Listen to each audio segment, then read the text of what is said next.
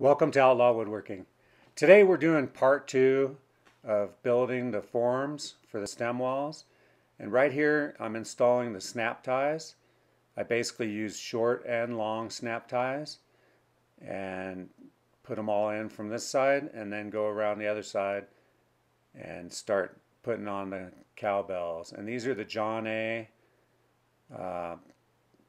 They basically will keep all the plywood nice and rigid, and you install all these cowbells first, and then you install the 2x4s on top of them, and then you basically use a hammer to pound, and it wedges these really tight and keeps the plywood nice and stiff. So you've got, in this particular system, we have the spreader cleat on the bottom screwed into the concrete, and the plywood sitting in that spreader cleat. And then we have the snap ties and the John A brackets.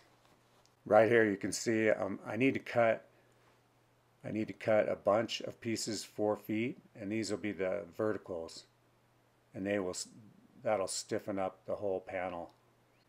The nice thing about this system is you can basically take all this material, stack it up real nice, and be able to use it all on another job. And right here you can see I'm putting up the verticals, and I'm using a wedge anchor. Anyway, enjoy the video. Thank you very much for watching, and I'll see you next time. Later.